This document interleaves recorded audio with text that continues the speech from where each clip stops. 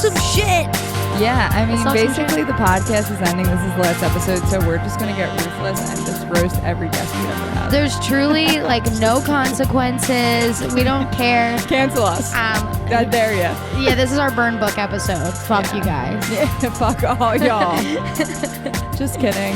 But this is going to be a very off the walls, off the rails episode because why not? Yeah, I mean, we kind of did something recently that's like almost like could have been our goodbye episode, which was our year look back, because we did a lot of like, I love that this brought us back friendship wise and like stuff like that. Yeah, but we're gonna try to do no repeats. Yeah, honestly, just going back to the beginning, like I was thinking about our time on the podcast, and obviously Julie was on it for a couple months before I popped on. I remember just how fucking nervous I was for every episode, even like when I was a host and coming back, and like we didn't really do just us episodes, me pointing at Julie right now.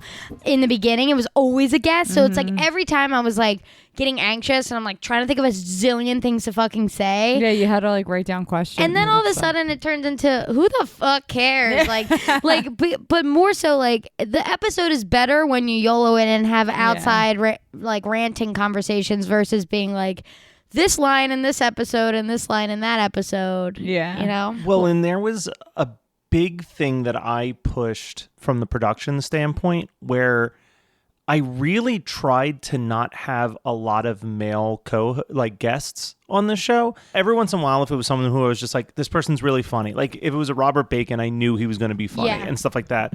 But in general, I think the Pen 15 episode was like where a lot of things clicked in my head because it was you two and Jade, and like you all had these shared experiences as women who grew up at a certain time period. Yeah. Mm-hmm. And that's where I was like, that's kind of the magic of the show, is it's not really talking about the TV show per se, but it's like, what are the memories? What are the things that like this sparks in you? And then finding those shared connections even with people who maybe didn't like this show so much. So that's when I started really trying to get like those types of guests, bringing in Marie Maloney, bringing in Gelsey, bringing in like these people where I just got this vibe that like at some point in that episode, y'all were going to find a click and go. Yeah, girl power. That one was fun because me and you are not shy to talk about those things, but it's tough with a guest. Like Jade was ready to jump in because you're so close with her, and I don't give a fuck who it is. But like I like talking about my period on the mic is like, yes, please let me talk about my period on this mic. Yeah. But a lot of the guests didn't go that way because of course who actually wants to do that when they're guesting? Like at some point with me and you, we're just like, we'll talk about whatever the fuck we want to talk about. Me and Kathleen will take any excuse to talk about 7th grade. I know. Truly any opportunity we get. When I would have to pick like repeat guests and potential 3-peat guests, like that was something that I would always look for, even if it wasn't someone that you guys personally knew. Like if I would listen back to that first episode and I could see that there was like some click going in there, I'd be like, all right, well, let's bring this back and see if we can get like a little bit deeper. Like a little bit deeper. A few other ones that make me think of that, Matt, just off the top, are Brooke were really good, and we got on many funny rants with Brooke. And Brooke's even awesome. And Joe. Oh, Joe Farron. The OC episode. Yes. Oh my God, that was great. I loved talking to Joe. I mean, you're all amazing if you're listening. I mean, I love Eric too. Eric was great. Eric was good. Eric started off hot. We were talking about dicks and stuff. Well, that's the thing. Dicks and stuff. I love it. You know, dicks and stuff. That's the thing that probably bums me out the most about my favorite episode going away, because like I have all these different shows, but I definitely think that certain guests just fit in to a certain show format better. Like I love Eric. He's hilarious. He loves horror movies. So you'd think that he would work on Horror Movie Night, but Horror Movie Night's so chaotic with the personalities of Scott, Brian, and myself that I don't think he'd ever really get a chance to like let that personality shine. But you two were always really good with Eric about letting him like just talk about a ghost house and like talk because we love that shit. And we also love, like I was just thinking about the time that I love is when the seasons creep up, because that's another thing that we will take any opportunity to talk about. Any toonie to talk about. Any toonie.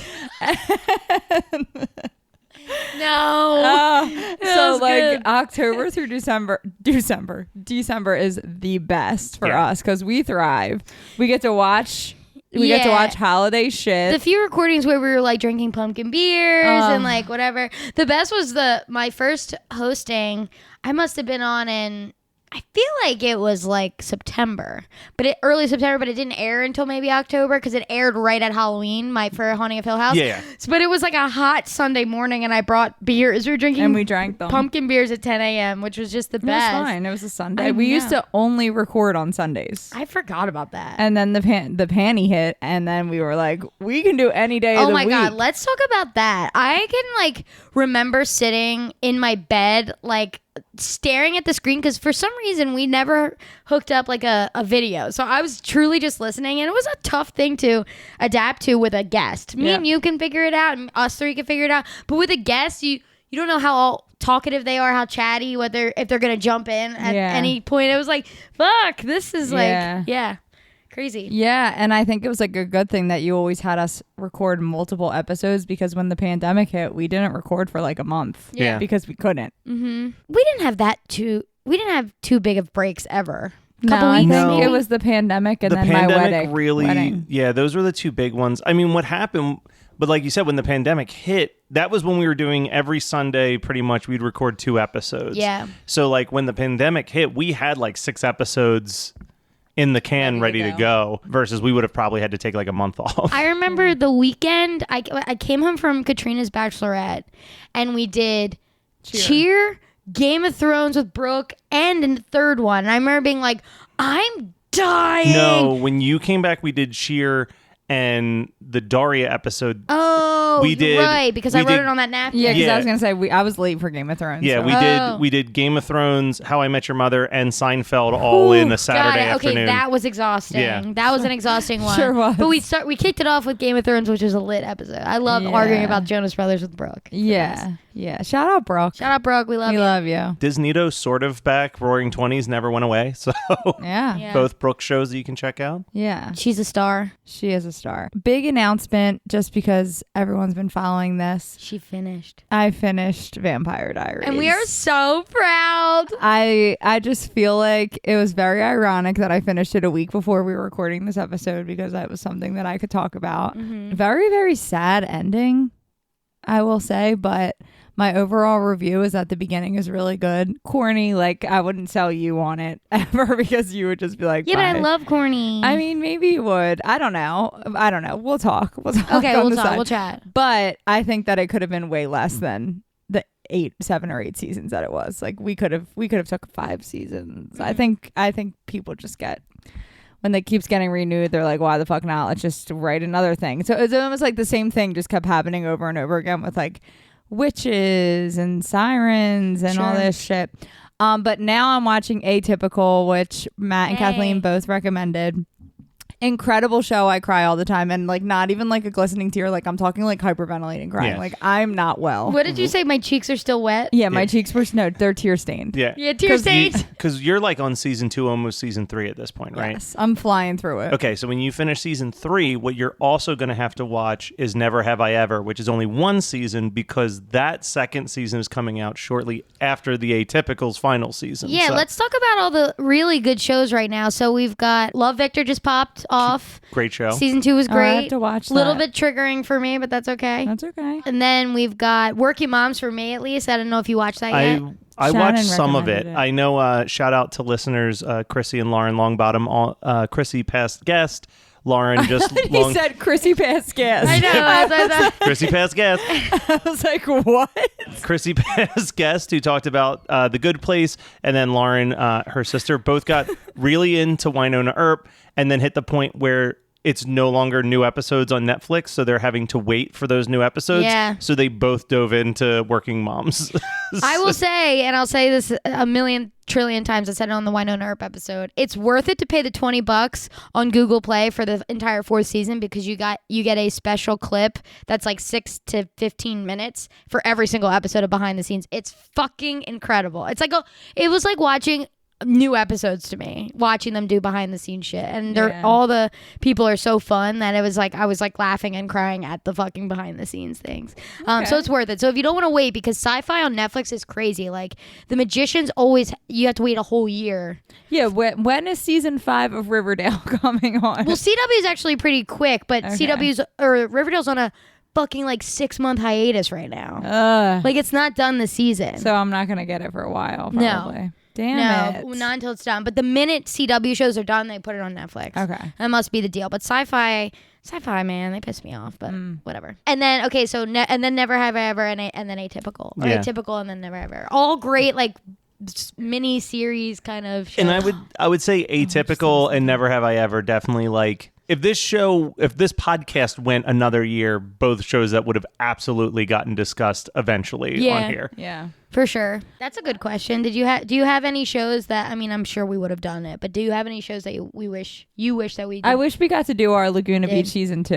Oh, all the musicals that we said. All the Mamma musicals. Mia. We had Hairspray. big plans. We just couldn't. Yeah. We couldn't execute. One of the main problems was I got pregnant. Yeah. Because we would get drunk and have the time of our lives. Let me just tell you, it ain't a problem. I can't wait for that little baby. No. I should not call. I should not. I'm kidding. So sorry you heard that. Not a problem. Just the reason why we didn't get there. Like me and Kathleen need to be wine drunk singing the Mamma Mia songs together. Yeah. Exactly. Like, well, and that's like probably the biggest thing I wish we had gotten around to, and the timing never worked out, was that there was a period where I was very dead set on doing a musical month where we did a whole month where each week it would be the musical episode of a different series, because there are so many iconic ones, and I'm kind of bummed we never got around to that. And I think I texted Kathleen about this on a regular basis, but I'm really shocked we never did a Psych episode. That would have been one I said. That on my top 10 shows of all time, that one didn't get talked about. The 100, but I did a whole series on that on my other podcast. As long as The Magicians and Winona Earp were talked about, which they were, I was good to go. Boy, were they. Boy, fucking were they. But yeah, no, I don't really. iZombie I was going to do, but I switched to Supergirl, but I'm happy about that choice. Yeah. Let's talk about the Cruel Summer finale. Ooh, yes. Because we had our predictions and we were dead wrong. Mirrors had nothing to do with it. When there was that moment though where they were arguing about whether she saw her or not, I'm like, here we go. We're gonna find out about those mirrors. Here's our mirror theory. They mentioned nothing. Oh, no, mirror staring back at me. No, it was not. But it was a great finale. It was a great finale, and just like I said to you guys, like I really don't know why we're getting a second season. Like at the end, the last like 30 seconds. I don't think it's gonna be those characters. I think it has to be like I said, like an American Horror Story. It's maybe the same cast, but a whole new story. Or like same universe, different. Like that whole drama exists in that universe, but it's different actors and actresses. Like I'm hoping that it's not like a 13 Reasons Why where it's like season 2 court continue, like you know what I mean, like something like that, because that's gonna suck. And everyone, if you haven't seen it, skip like 2 minutes. 9 and 10 were perfect episodes. So good. It's so funny too, because when we were talking about it, I think it was maybe not the last time we recorded, but sometime close to the last time we recorded, we were all just like, season 2 we have to have, because there's no way they could possibly tie all this together in 2 episodes. And then they sure did. Yeah. They wrapped in a beautiful little bow. And I think it had a great fake out, because like there was a point where I was like, oh my God, this is getting good. And then they like reveal who actually saw Kate. And I'm like, ooh, where's it going to go? Yeah, like I thought it was going like evil route. Yeah. Like Mal is evil. But then it was just like, then I got like annoyed. I'm like, are you fucking kidding me? It's all just going to be a misunderstanding, and it's just going to be this forced happy ending. And I was like kind of annoyed. And then that last like 30 seconds happened. I was like, that's the good stuff. Yeah. That's what I wanted. That cheeky little moment at the end was so good. I was like, yes. And that's a perfect mic drop. Like I got away. Like my life was ruined, but like I did kind of got away deserve with it. Yeah. And then she got away with it. But like when she looked in when Jeanette was on camera and was like, to the girl who named me, I was like, oh, what is she gonna say? Yeah. Like, you were dating Martin Harris, blah blah blah. I thought she was about to pop off, and then I was like, oh, like I was folding laundry. What did she just say? I forgive you. Yeah, I forgive you. I was actually dying because when it flashes to Mal and Kate, and she's like, and Mal's like, this is the creepiest shit I've ever watched. I have felt that. Like, I was like, this interview is the creepiest fucking thing. I know. Like, I still hate Jeanette. Yeah, fuck Jeanette. I mean, we're right. But I thought they did right. I think they did such a good job with, like, none of them are fully innocent. No. None of them. Even Mallory now at this point. But I get Mallory's intentions, and I thought it was so sweet when she was like, to tell this secret meant I was telling yours. Like, why would the girl who was missing, why would a teenage girl be missing, be standing in front of Martin Harris's living room on making a phone call? Yeah. Like, why would that be? I thought that was incredible. I don't know. I really, Jeanette didn't get any sort of redemption. Even if that last second didn't happen, I'd still be like, ugh. Yeah, still. I know. And now her and Jamie are like actually dating and like back together. Ew. But I knew, for some reason, I knew Kate and Mallory were gonna kiss, but I think that's just like where my brain is at right now. No, you pick up the vibe. I kind of felt like that too. Like, I'm like, they're gonna kiss at some point. And they kept like not kissing, so then I'm like, am I being weird for thinking that they're gonna kiss? No, I think everyone's gonna kiss at all times. Atypical is like the perfect thing. Like, I was like, oh my god, why am I blanking on her name? Casey and not Lily. Her name's not Lily, but something like that. I forget her name, but I'm obsessed with those two. Yeah. Izzy, yeah. Oh my god, I love the whole them. time I'm like, they're gonna kiss. They're gonna kiss. And then they weren't. And then I'm like, why do I keep thinking they're gonna kiss? The vibes are there, baby. Dude, Casey. So I'm gonna refer to, since you've seen Atypical now, and I made you watch an hour-long and I made you watch an hour-long episode of Daria before. Yeah. I have been casting mentally from the second I watched Atypical that if they ever did a live action Daria, the actress who plays Casey has to play Jane, the best friend. Like, I'm like, everything about her personality, the way she dresses, like, she is that character. Yeah, I agree with that. Yeah. I think you said that on the episode. Yeah. But I didn't. I'm like, I don't know. One last thing of, I mean, we can keep talking about it, but for Cruel Summer, I just want to say, to anybody who does music, please drop Olivia Holt's Creep cover on Spotify, please. And her cover of Disarm today. She did Disarm as well. The Killer in Me is the Killer in You Drop song. them all. Yeah. Drop Just the put out an mixtape. EP of her covering every song, because all of them. I have so many.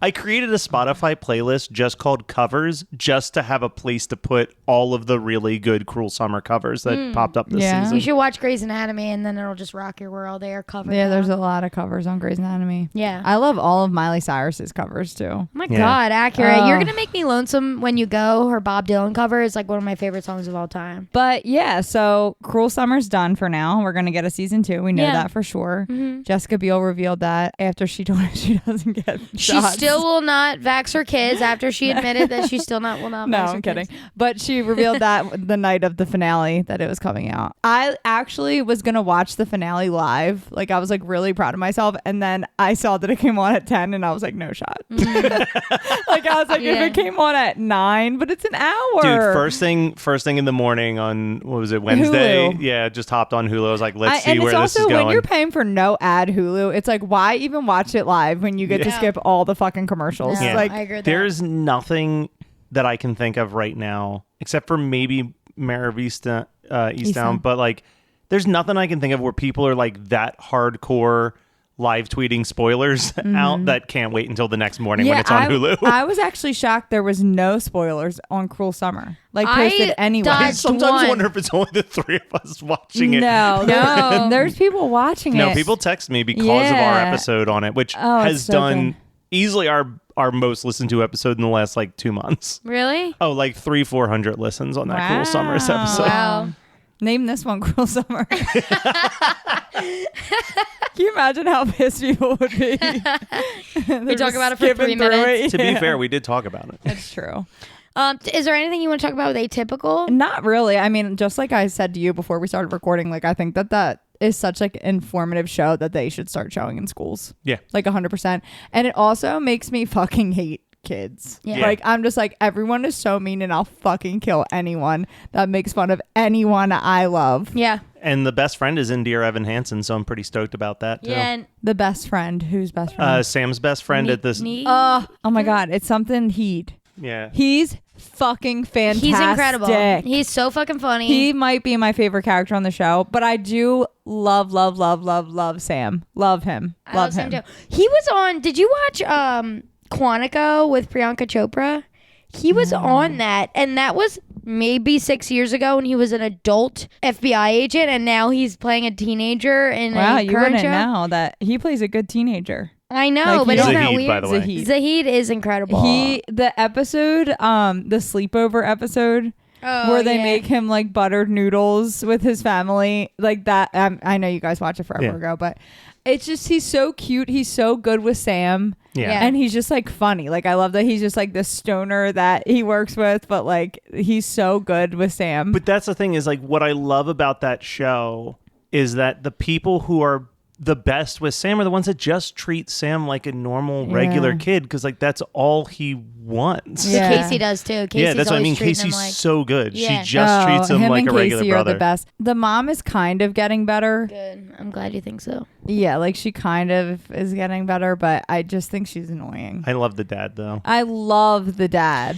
I think that like people who hate on the mom, and of course the mom does something really bad in the very beginning, right? So you're automatically like, ugh, and she's annoying, naggy mom, but like you have to be like, I think that's another like lesson within Atypical. It's like, sure, she seems like a fucking helicopter crazy mom, but how do you think she had to be for Sam's entire life? Like really, really intense, and like it's not easy. Yeah, I love that. Like now the dad is so involved. Yeah. Because even in like the first season, like he like has like a breakdown where he's just like, I felt like I could never like do anything to like help in any way. Like it was like you were saying like Sam needs me, and now like the dad and Sam are like close, and he has a relationship with both of his parents. The family in general is super cute. They're just a really cute family. Let's also talk about something that I think is handled beautifully on that show is Evan.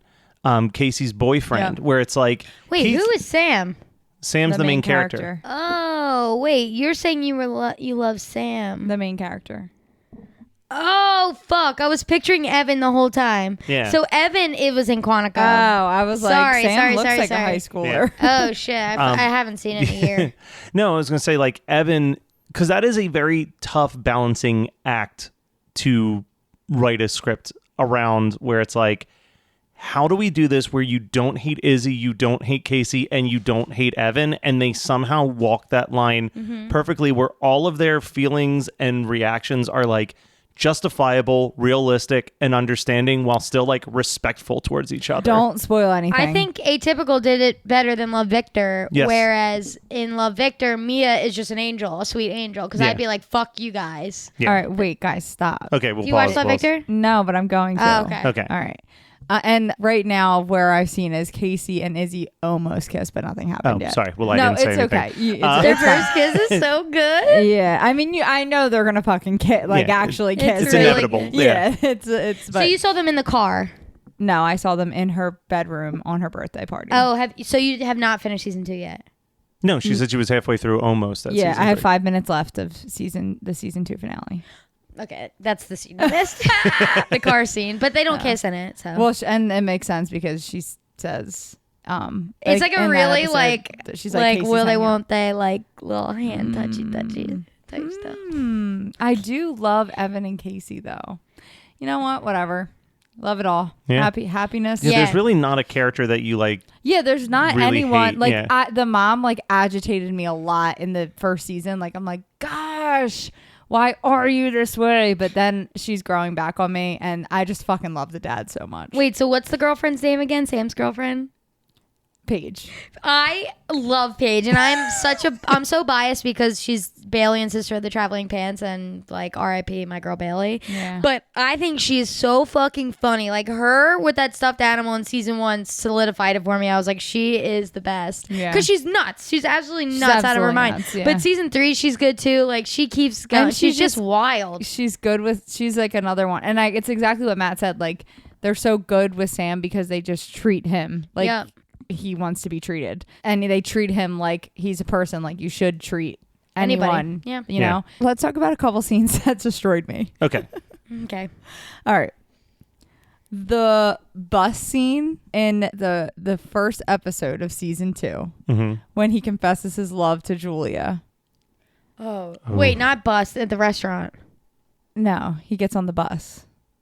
Oh. Julia's the teacher, right? The therapist. Therapist.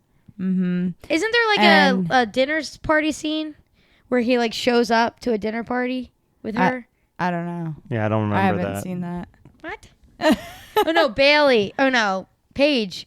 Oh, the Olive Garden. Yeah, when he breaks up with her. Yeah, he breaks up with her. Yeah, Okay. But yeah, she like rejects him. Like she's like, no, Sam, no. And then he like just like loses it on the bus, and he's like in the fetal position on the ground, and it's just so fucking sad. In the first 2 episodes, just him getting picked on, I just can't fucking watch that shit. It's so hard to watch. It makes me want to murder everybody. And I was like hyperventilating. I was texting Matt and Kathleen during the first episode just being like, how dare you guys recommend this show to me, because I am not okay. But overall, great show so far. I'll probably be done season 3, I would think, by like the end of this week, if not sooner. And I'm excited for July 9th. I'm going to re-binge it before. Every season that has come out, I've re-binged it. So... Yeah, like I definitely. The whole series leading up to it. I might do the same, just because as Julie's talking about stuff, I'm remembering some things, and other things I'm like, I have no clue what you're talking about. Yeah, yeah, and I want to make sure I get any little tidbit Easter egg from all the seasons in this last season, if they're gonna, because I love it. They know it's the end. They're gonna really Is this the bring last it home. season? This is it, yeah. Okay. And it's been announced for forever that it's gonna be the last season. Like when it got renewed, it was like a 4th and final, which I love. And I'm assuming season 3 is like, we're following him in college. Yeah. Okay. Mm-hmm. Yeah. It's wild. I remember a lot of seasons. I've only seen season 3 once, but of course it was most recent. But in season 3, if I recall correctly, this isn't a spoiler. This is just like a fun fact. I'm pretty sure in season 3, is that the season where they actually started bringing in people who had, yes, like they were, the writer's room had people who had Asperger's and autism in it, and they used a lot of actual actors who are autistic in it, instead of like actors pretending to be, so that they could make sure that they were really capturing what it's truly like, because the first 2 seasons do a good job, but it's still like it's someone who isn't in that world assuming what the world is like, so they bring in people to really I love capture that. I love that. Yeah, and I think like one of the most upsetting things, like watching, and me and Kathleen were talking about this like before we started recording, is I don't want to say like autism wasn't really like, when we were growing up, like we didn't know what autism was. Like it was just like, I feel like it was more something that like kids got diagnosed with later as we got older. Well, a lot of it was they would misdiagnose it as like ADHD or stuff like that, and then you later find out like, oh no, they like could not concentrate. On the spectrum. Right, exactly. And like one of the things that like upsets me the most, and it's not even like upsets me, it just makes me feel sad, is like little things that wouldn't bother us at all drives them absolutely mad. Like the one scene where his best friend makes him buy that leather jacket, and the leather in the class, like it's like the buckles clinking against his seat, the leather like making the noise on his skin, like it like does a good job of like putting it into Sam's perspective of like what you're seeing from an outsider's point of view and what he's dealing with at the time. And he like gets up and just rips it off and throws it in the trash can. But yeah, great show. I appreciate the recommendation from both of you. Yeah, baby. And I'm telling you, you're gonna love Never Have I Ever. Like absolutely.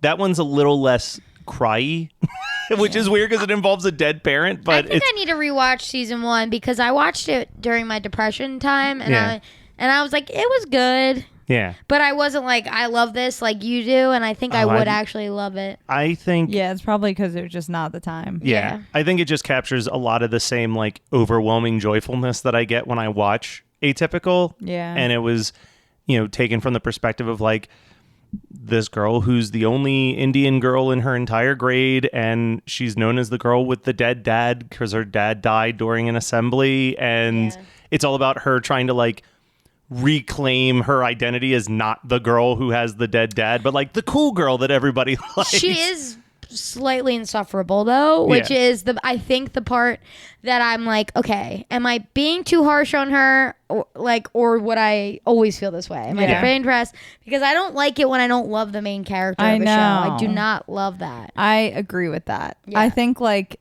we would feel almost differently about Cruel Summer if we didn't love Kate so much. Yeah.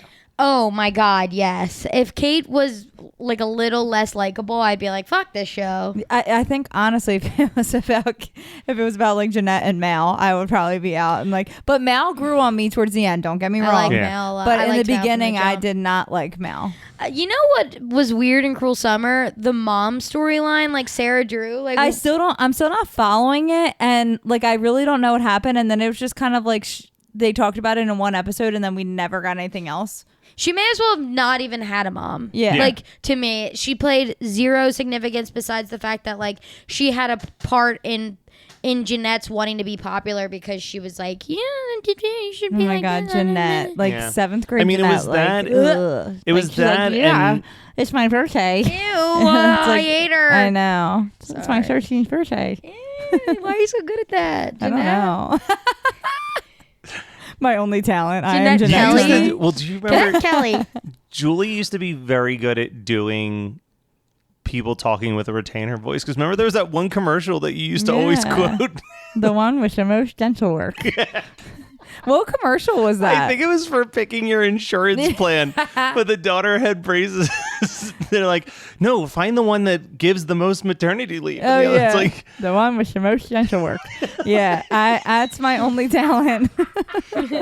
No one remembers that commercial but you and I, but you're nailing it. Because I used to do it all the time at the house because like even mom was like highly entertained with how much I sounded like her.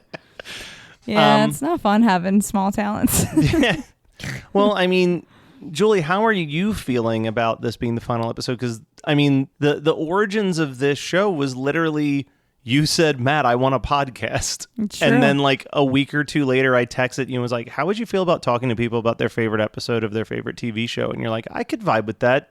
I said, sold. And then you said, contact Kathleen. Yeah. She'd be a great first guest. And honestly, so me and Kathleen like have been friends since we were young, and once we like went to college, like we could still text each other and like not miss a beat. Like it wouldn't be weird if I text Kathleen, but we didn't text all the time. Like it would be like sometimes it'd be like 6 months and I'd just be like, ew, I haven't talked to you in so long, but like blah blah blah blah blah. And then it was always started with ew too. Yeah, it's always like, what, do you hate me? Yeah, I know. I just hate that you wouldn't talk to me. I was not talking to you, I know. sister. No, it wasn't. It was that. My point is, it wasn't like anything deep. It was Kathleen went away to school and I was home, and we just didn't see each other that much. But whenever we saw each other, it was like we didn't miss a beat. Right. And when me and Matt started this podcast, I guess Matt started it, but when it kicked off, I was like, Kathleen has to be on. Kathleen loves fucking TV. Yeah. She tweets about it all the time. Because he was like, do you have any friends that you want to have on? And Kathleen was literally the only person I could think of, because I was like, all my other friends, like, I feel like we would just like pick stupid shows. Like it was like, we need someone that's like not gonna pick like Siesta Key. I would have loved to talk about Siesta Key. I know. Yeah, I still remember I was in DC getting my nails done with Miko when you texted me, and I was immediately nervous as fuck. Yeah. And I was like, but you said yes. Yeah, of course I said yes. Live dangerously. Well, and even the first episode went in what would continue to be a Kathleen trend, went through many different options before we landed on what we were actually talking about. Although that one was more justified because you wanted to talk about what was your actual favorite episode of Haunting of Hill House, which is The Two Storms, which is an amazing episode. Oh, scary as shit, too. But that with no other context would have made little sense to Joy watching it. So it was like, we have to start on the first episode. Can you imagine if you were like, I'll just save it until she watches the show? Because I didn't watch the show for a whole nother year after that, because I was so fucking scared. And you know what? It was okay for me to be scared, because it ended up being a good show. The twist kind of like confused me a little bit. I think I had to text both of you for just being like, wait. The Nell twist? No, the time room, loop. Yeah, like the red room. Oh, yeah. I still think you would like Bly Manor. The rest is just confetti. Is that what he says in no, what does he say? Red rum. Yes. How did you know I was thinking that? Because I love you. The one day in my head, I just kept replaying that in my head. The little boy's voice being like, red rum, red rum, red rum. You two are like creepishly in sync towards the end of this show, because let's remember last week when Kathleen's like, she's in that movie, llama and glasses, and Julie's just like, Napoleon Dynamite. Knew it. Nailed it. The strangest 2 hints I've ever heard someone give for someone to get stupid. it right. I've never seen that movie, that's why. Emperor's New Groove. That's what I was like. I'm like, a llama with glasses. Yeah. Emperor's New Groove. Yeah, I have like very vivid memories of recording that Hill House episode. It was so fun. I thought that was a good episode.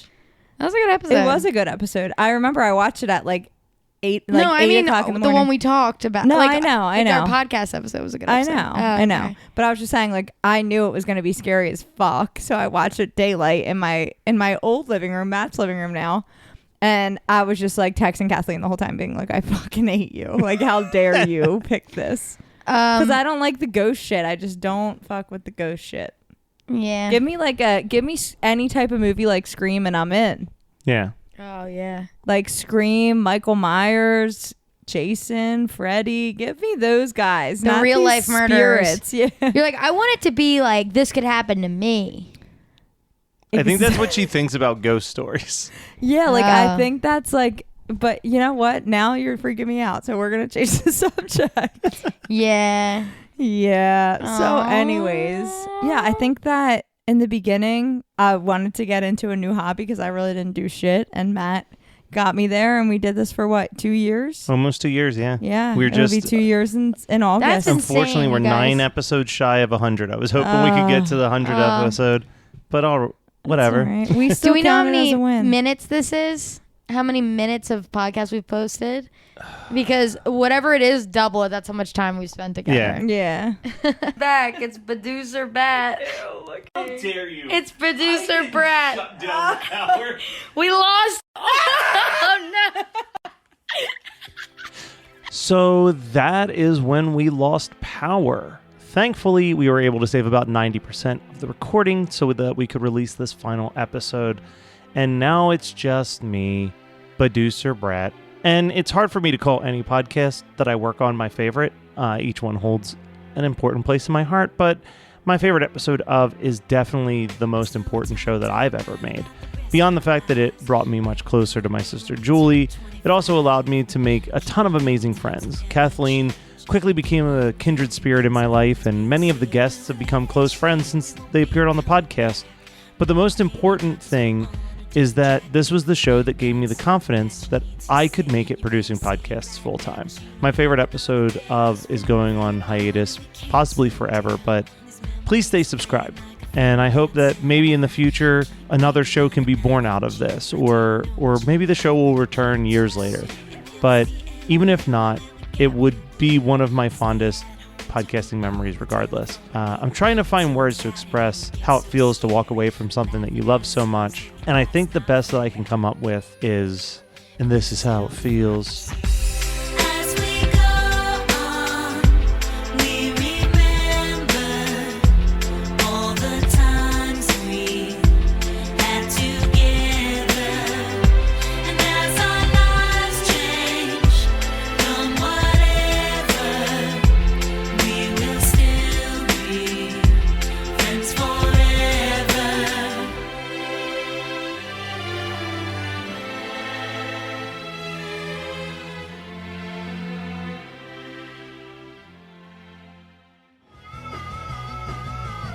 You're listening to the Geekscape Network.